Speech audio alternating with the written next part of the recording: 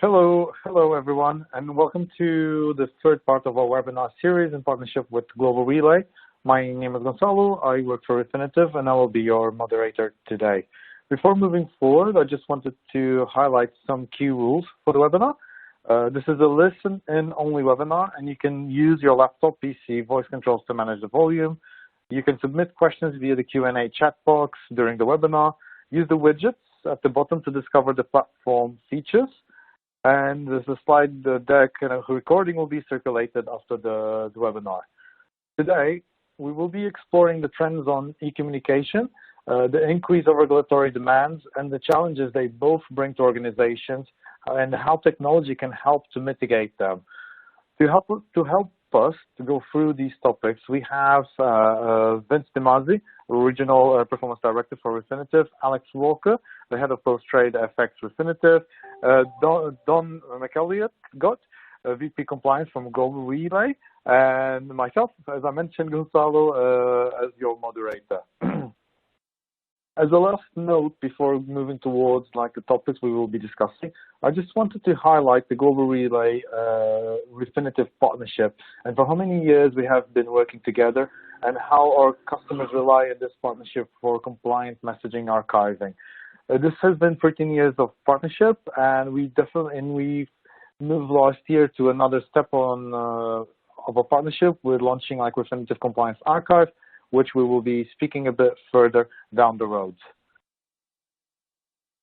As I mentioned at the beginning of the session, this is our third webinar, and I will ask my colleague, Vince, to kind of give a recap on our previous sessions to kind of highlight what was the main topics that we discussed previously. Vince? Thanks, Gonzalo, and good morning, good afternoon, everyone. Yes, in our previous conversations, we covered the direct link between the expansion of electronic communications and the related compliance and surveillance risks. We all agreed on the key vectors of e-com's evolution: velocity, volume, variety, and vulnerability. In essence, we exchange more data, we do it quicker at faster velocity, we leverage a wider variety of tools and applications, and yes, privacy and security have always been a paramount. The way we interact with banks, desks, internal counterparties, our branches, providers, has simply evolved. We exchange more and faster, as we said. And while many of us would still have a nice fax machine in the office, the explosion of social media communication channels, think about the rise in usage of WhatsApp, WeChat, but also Microsoft Teams and more, has simply revisited many of our daily activities and workflows. The working from home new paradigm triggered by COVID-19 has simply accelerated some of those dynamics and stressed the potential vulnerability of those connections, with corporations and financial market players pushed to design, review, and update their policies when it comes to surveillance, monitoring, and archiving of electronic communications from chats to voice, from mobile to text messaging. So in essence, an increased usage of e-commerce channels translates into more and new risks to be managed. And during our first webinar, we asked some questions to the attendees, and today we are sharing some of the results with you. With no surprise, looking on the left side, when we asked the question, the biggest concern counterparties faced in the new working from home environment was exactly achieving technological resilience, followed by their ability to maintain their surveillance workflows in place. In essence, there was an implicit need to keep going and let operations smoothly flow. Again, with no surprise, the pie chart on the right side now, compliance and security represented the biggest organizational challenge in the attempt to deal with an unprecedented scenario, which also exposed the need to allow remote working. Yes, for sure, we're all experiencing this. Review the business continuity plans, test those plans, by the way, and accelerate the review of technological infrastructures, applications, and tools required to maintain an adequate level of operational resiliency and continuity. And at the same time, align surveillance solutions to new and faster and expanded workflows, I would say, Gonzalo. No, thanks for that. And it takes us like really nicely, actually, for your comments to a question that we have prepared for our audience regarding like what are you currently tracking and archiving? As you mentioned, like due to all of that's happening across the year and these new trends that are popping up and the e-surveillance, there are like many other. We are curious to understand how our audience is tracking and what our audience is tracking. So are you tracking archiving voice from mobile, messaging, WhatsApp, text message, social media, LinkedIn, Twitter, Facebook, etc., instant messaging, chat, conference tools, for example, as Microsoft Teams, Zoom, Skype, or email, or you are actually checking already, like currently tracking all of the above? I will repeat, voice, messaging, social media, instant messaging, chat, conference tools, email, all of the above. I will give a few seconds for people to answer.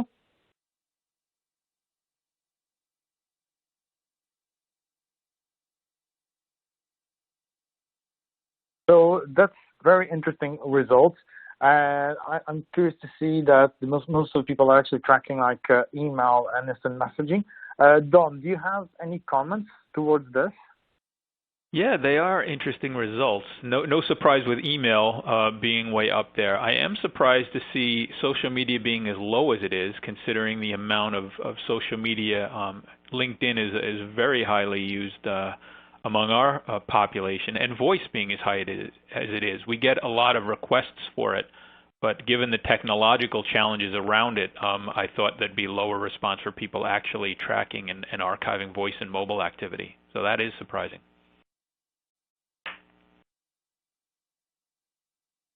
Alex, do you have any comments towards this? Yeah, no, that's very interesting to see this. And particularly, yes, we were expecting the email results, but interesting to see the fact that it's very nicely laid out on the rest of the data sources. So yeah, interesting results. Thanks for responding. Thank you. And this leads us actually very nicely to what trends are we actually seeing in e-communication surveillance? Especially throughout 2020 and due to COVID, there was a few changes and new trends that evolved regarding to it. And Alex, do you want to provide some feedback? Yes. So as we all know, with the COVID crisis, many of us have had to shift an emphasis from working in the office to working from home. To what extent this happened and in which regions, we wanted to get a sense of that. So we have taken a look at the customer usage patterns on our platforms and correlated them with local rates of infection. So interestingly, globally, the proportion of web logins rose 600 basis points, and they're still far higher than 2019. When we looked at some European countries, after initially vast majority working from home, we saw that some users began to drift back to the office. We'll have to see if that's maintained as rates of infection rise. But then in the US, as we see on this slide, web usage has climbed 500 basis points and has pretty much remained at that point. Then, of course, there is the traffic volume. So in addition to so many people working from home, the actual increase in volume. Our own collaboration platform, chat, rose by at least 50% so far. And then there are new ones like Zoom, and I must confess I'd never heard of Zoom before 2020, but we see increasing adoption of new platforms such as Zoom. So from our point of view, it feels like we were on a digital transformation journey, and then suddenly there was a sort of stampede to digital, if you like, towards the with the beginning and as we went in through this crisis. Don, anything to add from your side? Yeah, it was fascinating to see that chart where you correlated the disease to the actual performance. We had just numbers there, and it seems like a decade ago when we started this crisis in March and April, where we took our 60-day sample there. But as you said, Zoom was barely heard of. It was something that popped up here and there, and all of a sudden it was everywhere. So we saw a huge spike in firms requesting that we start to archive Zoom. But you see across the board, one of the areas we were pleased to see was our own messaging platform increasing. But use across the board where, and it continues now at not quite the same pace, but still a steady stream of firms coming to us looking for that more complete coverage to grab new message types with everybody working from home, or to handle new business continuity needs that are coming from the tail end of this.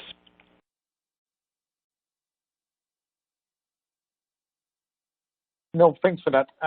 And Vince, do you want to speak about the transparency requirements that also have evolved due to COVID, and actually due to the increase of regulatory scrutiny from all regulators across the globe? Yes, Gonzalo, definitely the current situation has increased some needs, but it is true that market participants in the last 10 years have been dealing with a constant increase of regulatory pressure. So more rules and more obligations to deal with as a kind of post-traumatic remedy after the 2008 global financial crisis. More rules have been designed and activated across several jurisdictions. I guess everyone in this room can mention a huge set of acronyms.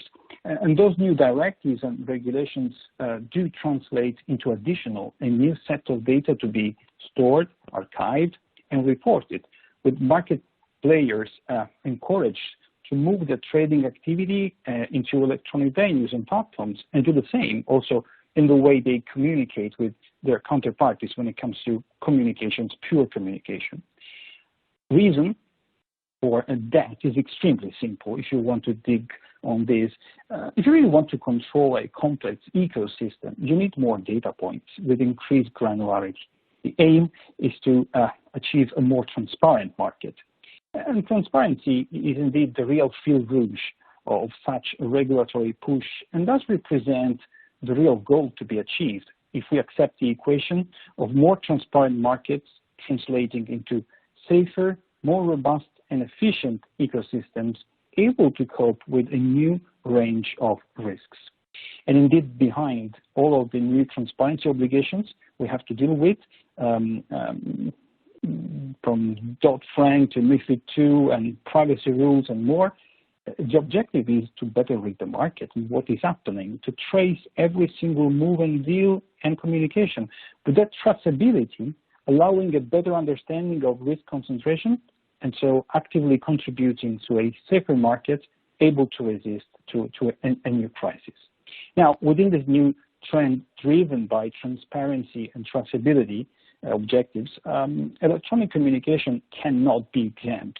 And the relevance collaboration tools have recently gained in our workflows, it's an implicit demand for an improved ability to capture, archive, analyze, and try to predict, anticipate behaviors to avoid a wide set of risks that range from business to operational and finally reputational risks and impacts.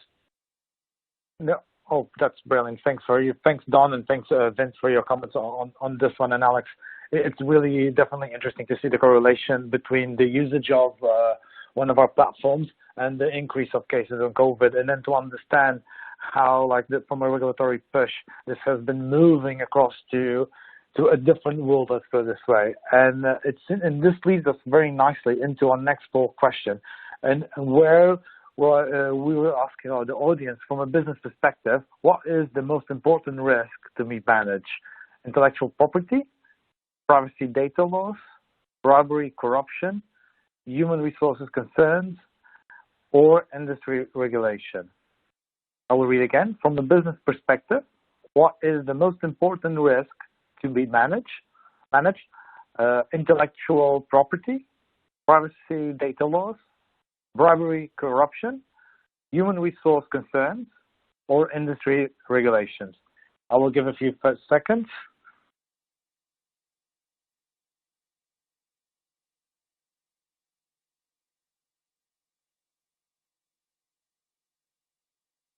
And Don, interesting results. Do you have any comments on this one?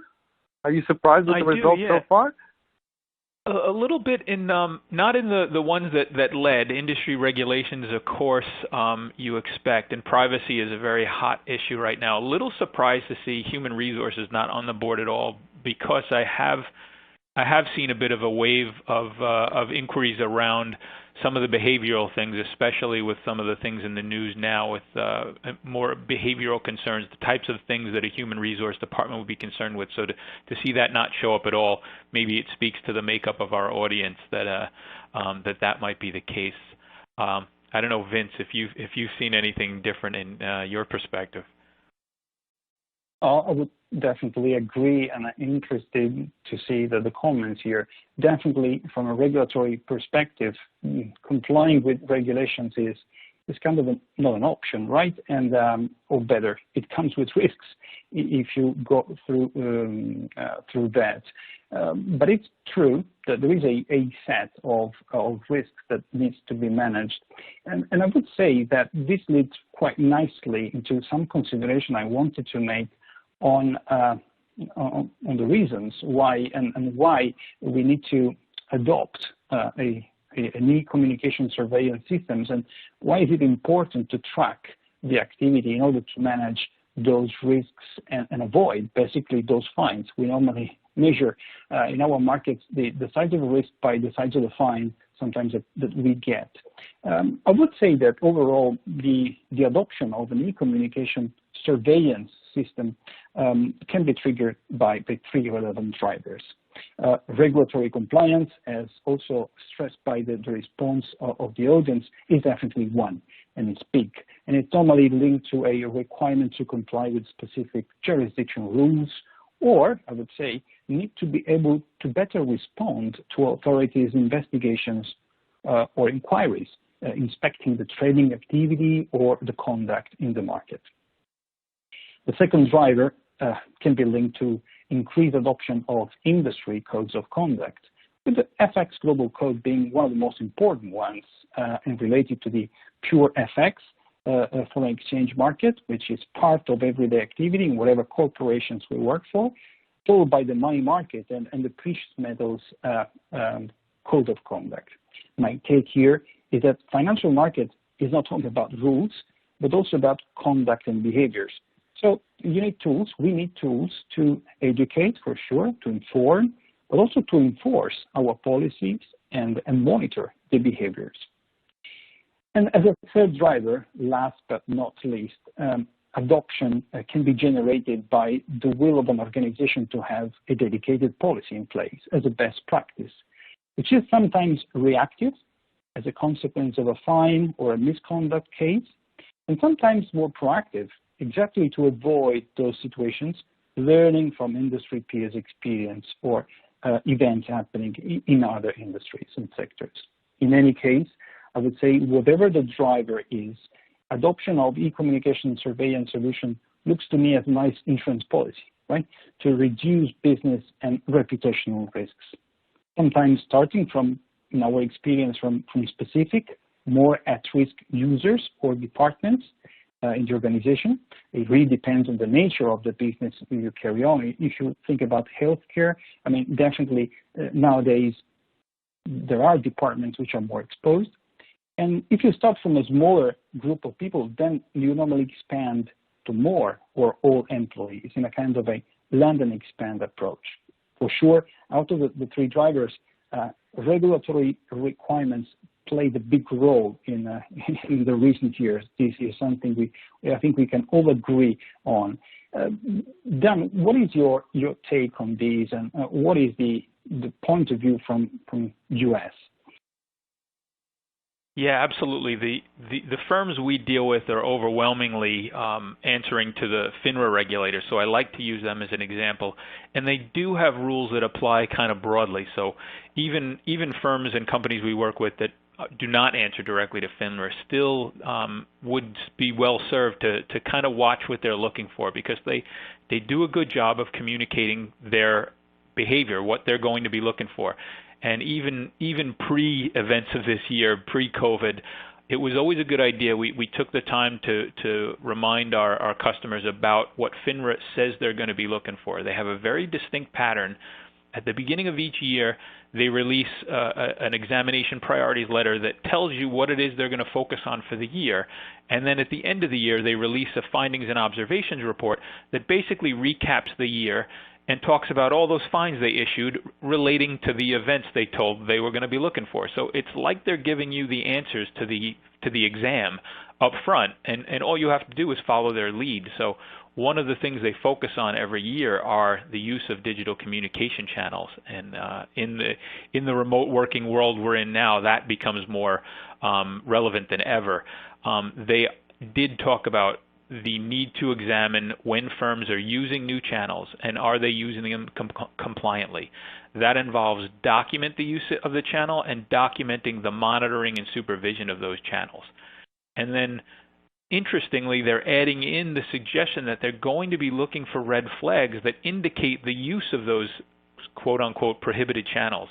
So if a firm's goal is to say, we know Twitter is common, or we know mobile texting is going to be used very heavily, but we're going to prohibit our people from using it. Well, when those examiners come in, they're going to look at your monitored communications, and they're going to look for references where your representatives might say, hey, send me a text and I'll get back to you, or hey, reach out to me on LinkedIn and we'll connect. If you're talking about using those channels in your actual live communications, well, that's going to be a problem, and the regulators are going to flag those. And in that 2019 report, you can see they called out some of the risk indicators, some of the things to look for. So when a customer complains about some service they got or some trouble they had using an email or sending a text that wasn't monitored, that's going to raise a red flag. How you advertise and how you connect to outside business things. Now, when folks aren't working on premise and they're remote, those outside business activities can become a real conflict because now the person is working from their private office or from somewhere outside of your jurisdiction or direct control.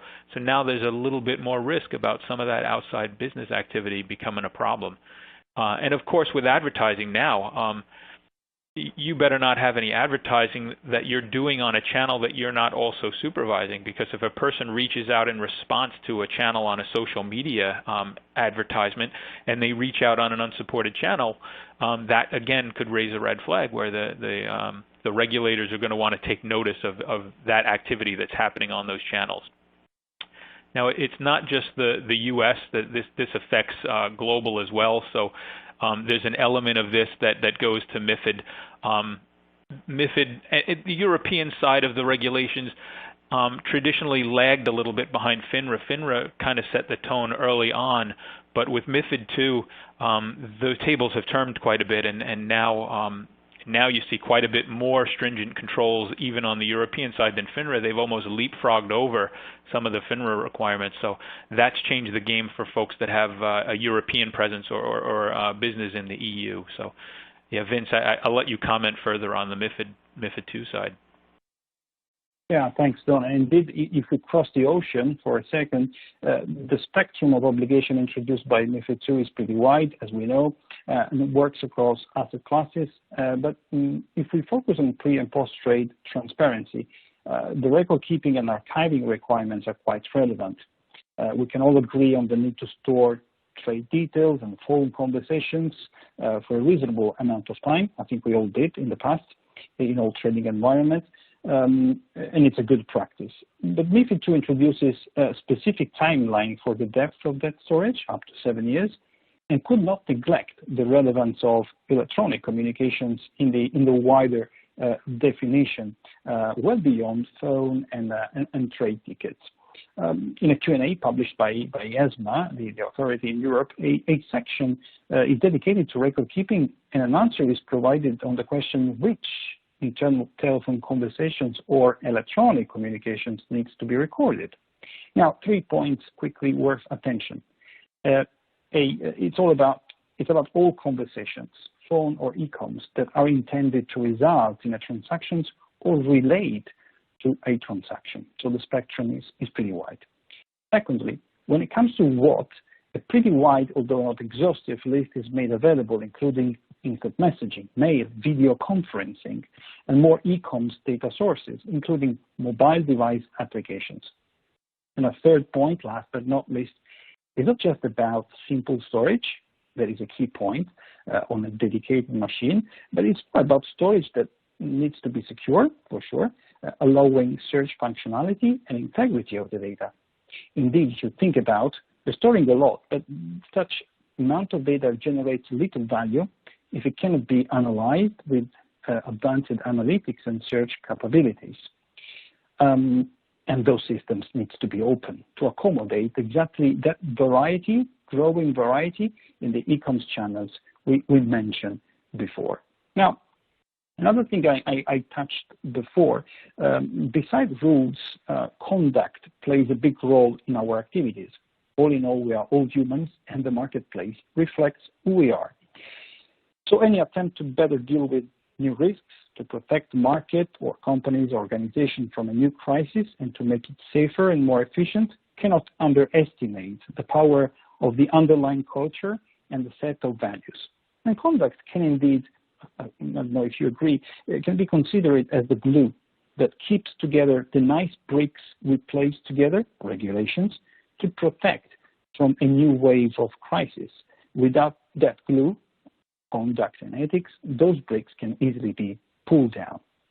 Now, to this extent, the FX Global Code is a set of principles of good practice for the FX market participants. It aims to promote the integrity and the effective functioning of the wholesale foreign exchange market. It's important to stress that it applies to all market participants, including corporate treasurers, for instance. It's not just for banks. And indeed, corporate treasurer industry associations proactively support and promote the adoption of the code. The code is made by Easy 75 Principles. It's a very nice read. But for today, it's worth mentioning a key principle, Principle 23, which states how market participants should provide personal with a clear guidance on approved modes of and channels of communications. So market participants should communicate with other participants through approved methods of communication that allow, guess what, for traceability, auditing, record keeping, and access control. Now, while the FX Global Code does not impose legal or regulatory obligations on market participants, it stresses the relevance of information sharing and monitoring of all communication methods. That is a key factor if we consider how those tools evolved in the last few years across all organizations, bigger and smaller one. Now, as we just mentioned, an industry code is not a regulation itself, and its enforcement or adoption is on a volunteer basis only.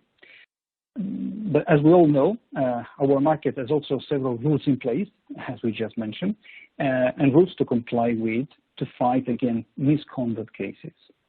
Fines are normally a good indicators of how the market is behaving and where the authorities are setting the bar when it comes to the level of scrutiny that they want to exercise. If we look back at 2019, the FCPA, the Foreign Corrupt Practices Act, the authority, generated a record year for fines with $2.9 billion, with a growing trend since previous years, as you can see from the chart. In 2020, despite of what happened in the current COVID-19 new normal scenario, started with a new record for a single fine that hit big airplane manufacturer company, paid $4 billion to settle a global bribery and trade charges. And then a primary oil company forfeited $24.5 million to resolve a bribery probe. So the message is the level of scrutiny, to me, remains high, and I guess nobody wants to be hit by those fines and related reputational impact. Detailed internal policies defining the tools you can use to communicate, education programs, and accurate monitoring and surveillance tools to detect and anticipate behaviors. To me, and I think we can agree this, they remain the best components, the best recipe to avoid being captured by those risky scenarios. Don, what do you think about this trend? Definitely, it's interesting to see the fines going up, right? And increasing. Absolutely. It's funny the patterns you see in the year over year. We do a similar investigations when we periodically look at the FINRA and U.S. fines from the regulators in that respect, and it has that similar pendulum swing effect where you see fines go down in number and volume. Although recently in the U.S. there has been a bit of a dip over the last couple of years, but it does tend to follow volatility. So in times like COVID-19 and the volatility created with the massive changes in the marketplace, you would expect to see that rebound again this year with a much more intense focus on a broader amount of violations. So I would expect the number of fines and findings to increase given the volatility. Not necessarily the overall amount of fines. Sometimes it's more fines but smaller dollar amounts. But you do see it kind of follow the volatility and the activity, so that periodic swing you see is typical across regulators, I think. No, thanks, extremely thank you, for that very nice detailed overview from a regulatory standpoint on what's happening at the moment, and also for the trends that we've seen so far. That how the market is evolving from a technology regulatory standpoint, and that leads us actually for and I will direct this question to you, Alex. What challenges all these changes and the evolution from a technology standpoint, regulatory standpoint, what challenges does it bring? Thanks, Gonzalo. Yes, our clients are facing multiple challenges in this area. We've spoken before about the impact that non-compliance with regulation can have and financial impact. Less tangible, perhaps, but more significant is the impact to reputation. When we're talking about operational challenges, it is difficult to implement processes and procedures that are compliant, but actually are allowing you to keep the focus to your core business, which is at the end of the day what most of these companies actually want to do. In terms of costs, there are increased costs associated with compliance. For instance, there are the cost of storing and archiving multiple years worth of high volume data in a way that is both resilient and secure. You really do need to have expertise in this area and the associated costs that go with that. And then each platform may well have its own archiving tools, which makes it making them the interoperability of these platforms for surveillance quite challenging. So, for instance, you may want to have a flat file from one source of messages. Another data type may have a tool which is on screen, where you have to do various queries on screen. Then you may want to have to try and get some of the emails pertaining to that time and try and link them all together to see what was going on. And this is a process that can literally take weeks. And at the end of the day, you're not completely sure that you haven't missed something as well. And then finally, we've talked about the fact that regulations themselves are evolving. As we have seen from 2020, the world itself can change in other ways. So really, the challenge is to plan for all the things that you do know, but as well plan for the unknown, the things that haven't occurred yet. So yeah, these are some of the challenges that our clients are facing. So the question here is, how can technology help? We talked at the beginning of the webinar about the partnership that we have had with Global Relay over a number of years. This was initially focused on our ICON collaboration platform. Listening to our customers and their needs, we wanted to extend that partnership, and we launched Refinitiv Compliance Archive. And this was to cover both our own dealing collaboration platform, but also extend it in line with our open strategy and include any multiple channels that our customers use.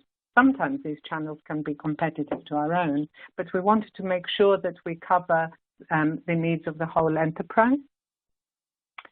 So together, now we can collect on customers' behalf data sources that are on-prem and cloud, so email, LinkedIn, Skype, etc. We can include trading chat, we can include social media, text, voice, and so forth. And all of this data is stored in Global Relay's archive securely and resiliently, and it's stored for the number of years that customers are requiring it to be stored. Then smart indexing is used to easily link activities across sources, and with metadata, the analysis and policies are very easily implemented.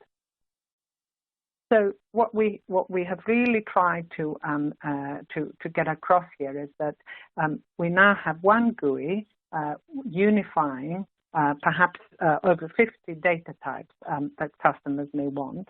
So there is full retention and traceability across the enterprise. I get back to the example of piecing together that jigsaw puzzle of what happened around a particular time, of getting a file of chat from one platform and on-screen queries from another, etc., which could have taken weeks to do before. With this solution, it's, you can have same-day answers to those queries by the fact that it's all consolidated together. Don, do you have any further comments to add on this one? Yeah, this leads nicely into a little more detail about the truly compliant archive. That the initial goal of the archive is that record retention and record keeping requirement to kind of check that box, to add some supervision capabilities, and if you are doing true supervision, you need to do that across all of the channels. So as shown here, having that broad coverage completes that picture. So it kind of checks those requirement boxes. But then we want to push the capabilities a little further than that and provide a little more control, a little more visibility into what's going on in an archive or in an organization as it gets reflected in the archive. So we've started to add onto these building blocks analytics and reporting and visibility tools that let you see what's going on. The example I have now is a reference to a timeline view. Being able to look at a set of events that took place over a period of time across various channels, including trade tickets that were executed, including chats that happened online, chats that happened through email, visual, even voice calls, all of that data in one place, being able to put together exactly what happened and when. There's tools that can do that with data sets, but to have that built into the archive, onto the platform where you're already securely storing and indexing your data and doing that at scale, at a very large scale, that adds a lot of visibility and control into what's going on.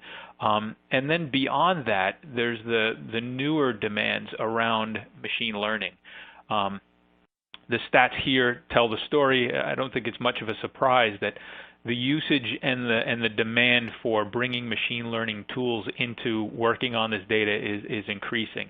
And again, there's different tools that can do this in different ways, but what we're trying to do is build that capability onto an already trusted and reliable platform. When you have the data at scale, the best place for that tool is right on that data. So being able to take that view of what started out as a simple timeline or a simple collection of messages is now real visibility into the behavior of your employees, the behavior of groups of individuals.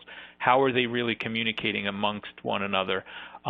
What level of, whether it's velocity, the speed at which they're talking, the sentiment with which they're communicating, is it positive, is it negative? All of those tools, one by one, get built onto an already solid platform, and that's, I think, where additional value can be had. And when you see the applications for what machine learning can do, risk management is right at the top. And it's an obvious way. Right now, people have a direct feel for, they know when they're looking at something wrong, something that's a problem, you know it when you see it. It might be hard to define, but when a human looks at it, they can see it.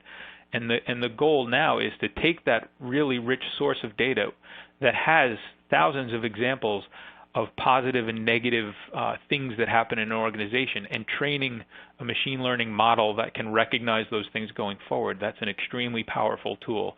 And over the coming next few years, Global Relay is building those capabilities right into the archive, so that beyond a simple policy search or a simple keyword search, you can have a more sophisticated machine learning model that's properly recognizing the right kind of behavior, the right kind of things you want to see happening in your organization. So it makes for some exciting changes when it comes to the potential. When you have that secure, indexed, scalable set of data, there's a lot of things you can do with that data with the right set of tools. So that's the future of this archive going forward.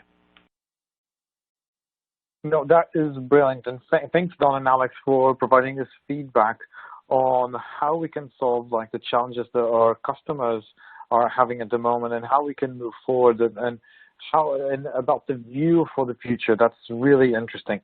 And this leads us actually to our Q&A session. So thank you all of you for your information and for your feedback around these topics. We have already some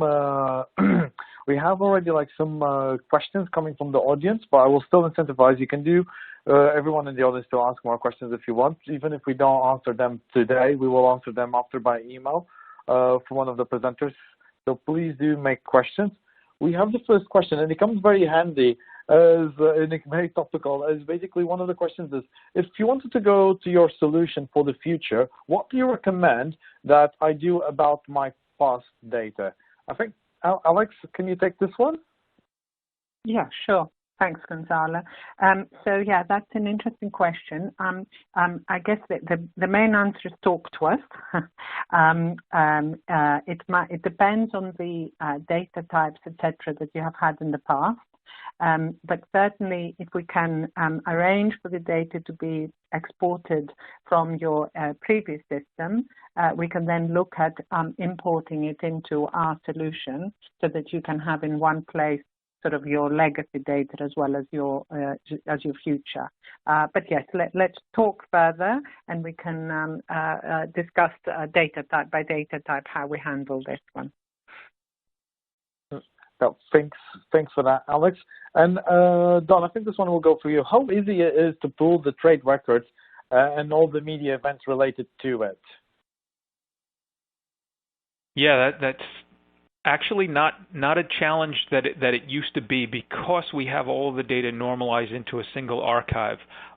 Searching by attributes that are combined around users. So you have a list of participants, or you have a list of topics that you want to cover in your archive. It's very easy to run a single search that encompasses all of the different communication platforms, and that includes trade tickets, to make sure you bring back all of those events around whatever time frame. And that image I shared of a timeline view, that can be done, that includes the trade ticket elements as well as all of the communications around. So when the trade starts with a voice chat and turns into a couple of SMS text messages, finally they move to the Refinitiv platform and set up a deal. All of that activity as they move from platform to platform can come together into one holistic view in the archive. That's brilliant. Thanks for answering that. There's actually another question that comes very nicely towards you. So what are the recording tools available to monitor the platforms like WhatsApp, WeChat, etc.? Yeah, those become more of a challenge, because there are platforms that are designed to not be monitored, that are designed to kind of be, they place privacy ahead of compliance. It's just a fact of the way they operate. Now, having said that, there are tools that can grab this data with certain limitations, and it's important to be aware of those limitations. So when you talk to vendors, as Alex said, reach out to us, talk to us if that's a requirement. We have the expertise to connect with the right technology and make it as transparent as possible exactly what elements of those tools can be captured and securely used, so that they can be monitored and supervised properly. Thanks for that. And we have another question here. We'd like to see more information regarding how firms can determine the level, the role, for example, at which email review is no longer necessary as an individual of the top of hierarchy, and sampling may no longer be required. Vince, do you want to respond to this one? Yeah, I think if I got it correctly, it's about the storage of the of the information and then the ability to store only for the data for the time required. Correct? Yeah. Yeah, definitely. That is a key point if you think about all the different privacy rules which are available in different jurisdictions, and it's a key element to be able to store exactly for the time required for that specific set of information, but also to be able to cancel what is required if the so-called right to forgiveness is there, and if there are the requirements to cancel specific data sets. And actually, it's a key functionality. So imagine we got the information and the instruction to remove all the communication with a specific counterparty or a person. And one thing is to delete from each different database or archive. And another thing is to immediately collect, right, all of what is related to that specific user or counterparty across all the different sources and perform your activity or plan that activity after a certain amount of time. So definitely, you see, these are some other risks which need to be managed in terms of ability to perform some actions where required. Okay, no, thanks for that, Vincent. There's one question. Aside from complying with regulatory requirements, what would be the value of capturing and archiving? I think, Alex, can you respond to this one? Yeah, sure. So we were talking before about potentially some of the HR-related discussions that are going on at the moment, and having a record of the communications there can be very useful. Just generally having, I guess, a business oversight and being able to refer back to what was going on at the time and why particular decisions were made and why certain actions were made. I think quite often many of us have started using our email archive a little bit like that over the years, sort of as a record of what was happening and communication. But the same sort of principle extends more generally, and then to be able to sort of exactly view patterns, and as some of the things that Don was mentioning, machine learning kicks in, we'll see a lot more intelligent sort of applications of all of that as well. Yeah, thanks, Alex. I think we are almost running out of time, but I think we still can do one or two more questions. So there's another question asking, like, what is the advantage of adopting like the FX Global Code? I think, Vince, do you want to pick this one up? Yeah, definitely. It's one of my favorite topics. And yes, the FX Global Code is not a regulation, right? And its adoption is on a volunteer basis. So we are completely on a different level compared to a regulation. But it is also true that the adoption of the code is heavily encouraged by central banks and industry associations, including the Corporate Treasury Association. Now, two considerations I would make here for the FX Global Code. First of all, it embeds a proportionality concept so that the operations to be put in place are proportionate to the size of the complexity of your FX business. So we can definitely expect an amount of activity and operations to be put in place by a big firm or a big bank active on FX, and definitely something different in terms of size of activities to be put in place by a smaller firm. So the proportionality helps sometimes to go through it.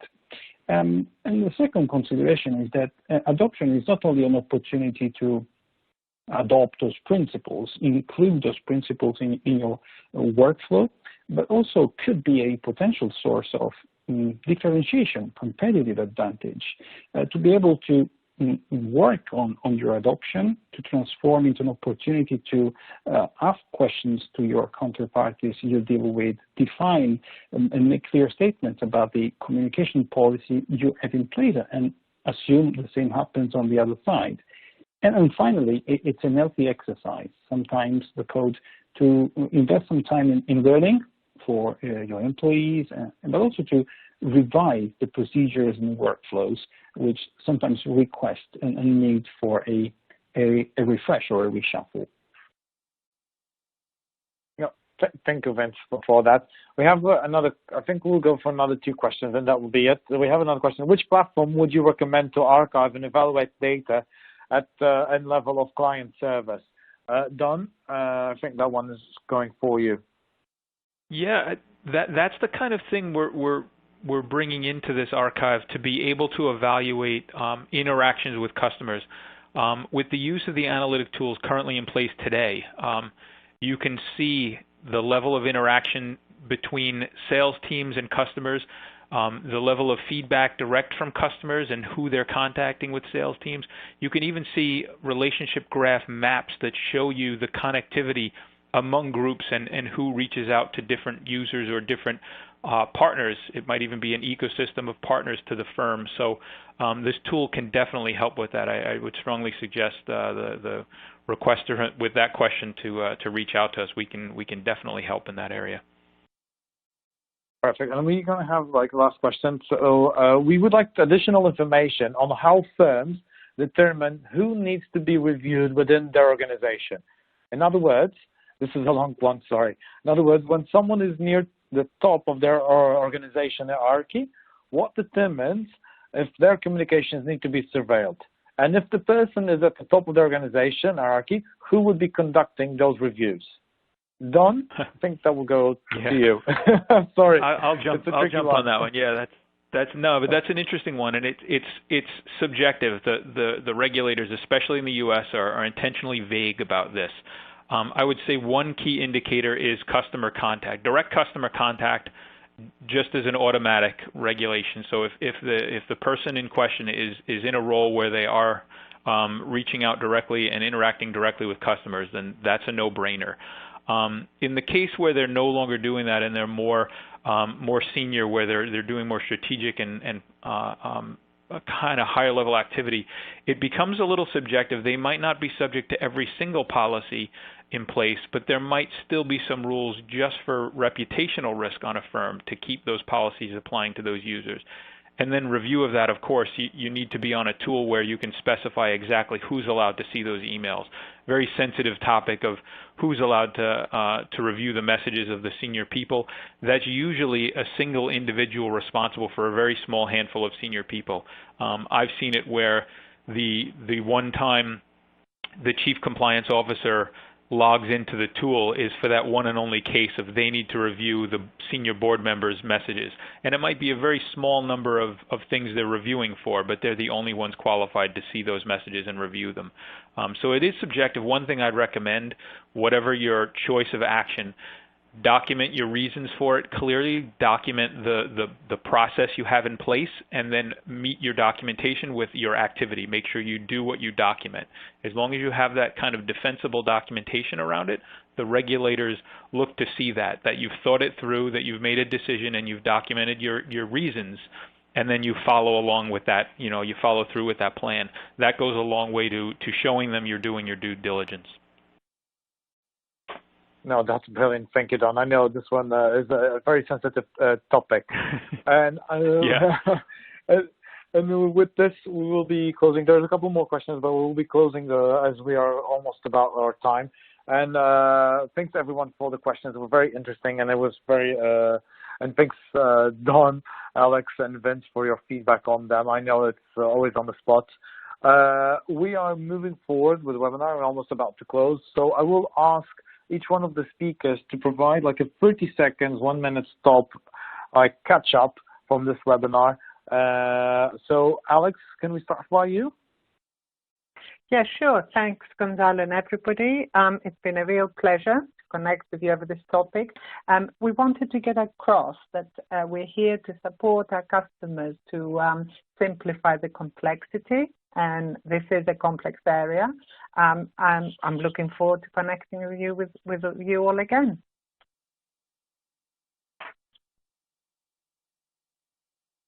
Yeah, Don, do you want to provide some feedback? Yeah, final word. That's it. Real final thought from me is I'm really focused on pushing the added benefits of having this rich source of well-indexed data and classified data that can be used for more than just checking the usual regulatory boxes. I think there's a lot of opportunity here for firms to take advantage of. So I really want to leave with that thought in mind. Thank you, Don. And any final thoughts? Yeah, my final thought is extremely simple. I think the relevance of adopting a proper surveillance solution for e-coms is key, and inevitably linked to how crucial and key e-coms and collaboration tools have become in our workflow. So the attention needs to go into this trend, into the evolution of communication channels. So choosing a technology which is open enough to accommodate this variety is a key success. And then obviously, as Dan stressed before, have policies that outline exactly what needs to be done in order to protect your business from risk and reputational risks. No, thank you, Vince.